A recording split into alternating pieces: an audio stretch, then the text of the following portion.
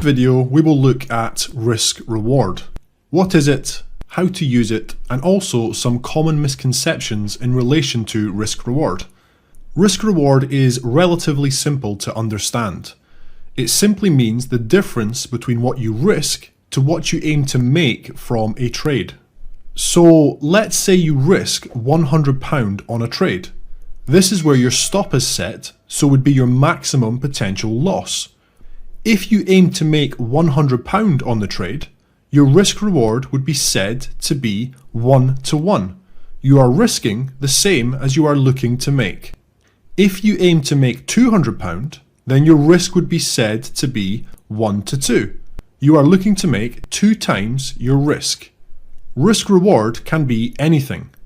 If risking £100 and looking to make £75, your risk reward is 1 to 0.75.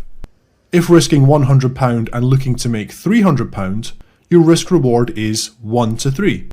To work out your risk reward, all you need to do is take your potential profit, say £250, and divide by your risk, say £100. So 250 divided by 100 is equal to 2.5. Now let's look at how to use risk reward. Risk reward is an important part of any trading plan. Let's say you develop a trading plan that has a success rate of 50%, meaning 50% of your trades close as a winner. Now, let's say you have no idea how to use risk reward. You simply close trades whenever you feel like it. On average, over 100 trades, you lose £100 on the losses, but make £99 on the winners.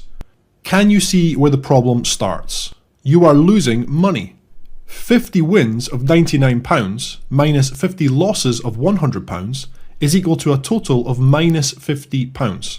However, if your trading plan still has a 50% success rate, but now you employ 1 to 1.5 risk reward, how does that look? 50 wins of £150, which is 1.5 times your risk, minus 50 losses of £100. Your total is now £2,500. Your risk reward must make sense with your trading plan. If your risk reward has a 50% success rate, your risk reward needs to be at least 1-to-1 to break even.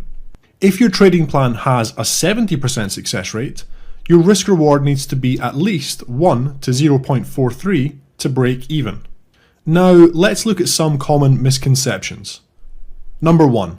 People often get leverage or margin and risk reward confused.